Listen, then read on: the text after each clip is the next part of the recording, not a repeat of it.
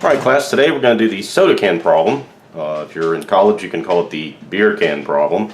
The way this works is it's a typical question where they have some kind of cylinder that has a restricted volume and they want you to make the smallest surface area. So sometimes it's made out of the minimum amount of material, sometimes there's a little bit of a cost to it or something like that. We'll just do the basic one here. So I actually measured a Coke can and I got 23 inches cubed doing the volume formula, which we're going to need. So the volume here is pi r squared h, and in this case this is our constraint equation. This is one of those. So that's going to be 23. Alright, so we're going to solve for one of those two variables, and let's come back to that. Alright, so surface area. To find the surface area we need to sort of cut the can open and sort of look at it. So it's got a circle on top and bottom, and the middle part is actually going to be a rectangle. So we've got a circle on the top, and this rectangle, if we were to, like I said, cut this thing open, and a circle on the bottom. Okay? And so if we're trying to find surface area, we have two circles, so the surface area for that part is going to be 2 pi r squared. And then we've got this thing here. Now, this distance here is the distance all the way around the circle, which otherwise known as the circumference. Okay, and so the height is there. So the area of this rectangle is going to be the circumference times the height, and we want that in terms of the radius. So we're going to say 2 pi r h. All right. So now we have our equation we're trying to minimize right here, and we also have the constraint equation right here. So we want to solve for our favorite variable up here. And look, I'll just tell you, yeah, you can solve for either one, but there's one that makes more sense than the other one. So if we solve for height, there's only one place to put height in here. If you solve for radius, you're going to have square roots. I don't think that sounds like fun. So if we solve for height here, height's going to be 23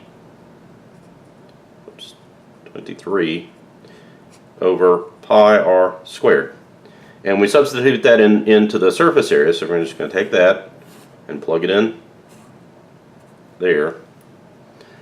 Okay, so the surface area is going to become 2 pi r squared plus 2 times 23 is going to be 46. We don't really have to multiply that out. Very frequently when I'm doing problems in class, I'd leave it as 2 times 23.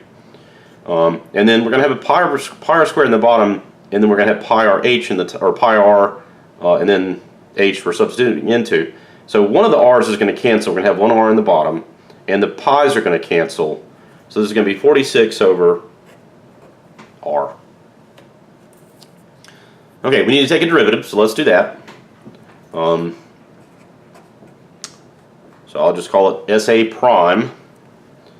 And the derivative of 2 pi r squared is just really derivative of r squared times 2 pi. So that's 4 pi r. Minus the derivative of this, so I say minus because that's r to the negative 1. So this is going to be 46 r to the negative 2. So 46 over r squared.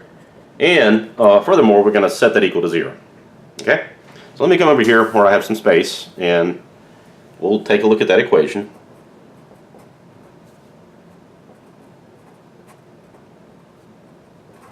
Okay, so the algebra here is pretty straightforward. We're going to move the 46 over r squared to the other side. And that's going to make it look like this.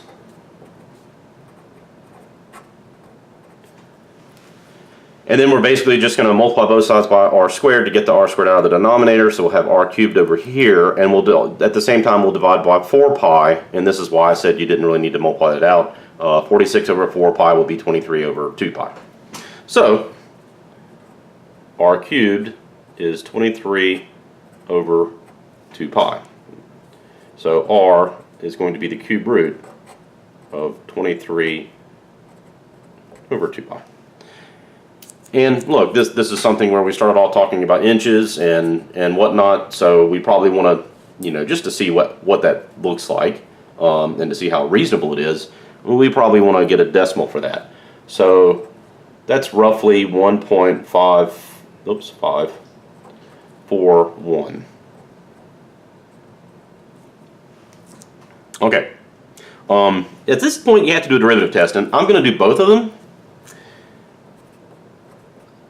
The first derivative test is not too terribly hard, but I think my students tend to give up on the second derivative test, and that's the one you want to do here because it's very, very easy. So let me do the first derivative test first, and then we'll see how easy the second derivative test is.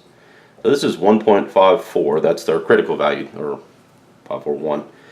And if you plug in 1, so we're looking at the SA prime right here. So plug in 1, we're going to get 4 pi minus 46. 4 pi is roughly 3. A little bit more than 3, but 3 will work for just estimating. So 12 minus 46, clearly negative. So back over here, we've got a big minus sign up there. And then we plug in 2. We're going to add 8 pi. Okay, and once again, that estimate would be roughly 8 pi would be 24. It'd be over 24, but that's good enough. And then 46 over 4, what is 46 over 4? 46 over 4 would be 23 over 2, which is 11 and a half, and clearly 24 bigger than 11 and a half. So our derivative sign chart on the right side is positive. So that means decreasing and then increasing. That means we have a relative min, which is what we're supposed to have. Let me show you the second derivative test and why it's so nice. Okay, so the second derivative of this thing, the derivative of 4 pi r is just going to be 4 pi. So that's constant. And then we've got negative 46 r to the negative 2. So we're going to bring down a negative 2, and that's going to end up being positive 46 r to the negative 3. So that means plus 2 times 46, whatever that is, and then r to the negative 3 is over r cubed. And that is always bigger than 0, at least for r bigger than 0, so we don't even have to plug a value in to know that the second derivative is going to be positive, and that means concave up at a critical point, which also means relative min. And there's one other thing to sort of think about with this problem. They asked us for, always have to go back and see what did they really ask you for. So they asked us for dimensions. We found one. We found the radius. We need to find the height. So if we take this right here, 23 over pi, h equals 23 over pi r squared. So h is going to be 23 over pi times 1.541 squared. And I got roughly out of that 3.082-ish. And funny enough, if you double the radius, you get roughly the same thing. And we've estimated here. I'd like to see it maybe proved sometime. But what this shows us is if we're going to make a cylinder that contains the largest volume and has, or not largest volume, but has a consistent volume and has the least amount of surface area, it's going to be one where the diameter and the height are the same. And you can trick this problem up a little bit. Of course, a Coke can doesn't look like that. It's a little bit, almost 5 inches tall. And there are reasons for that. Many reasons. It's hard to hold a can that would be the optimum shape. And what else? Packing. They make them taller for packing so that they can fit more cans in a smaller space. So there's lots of different reasons why they make cans the way they make them. But this would certainly be the optimum as far as material in a can. So that concludes this problem, and see you later. Toodles.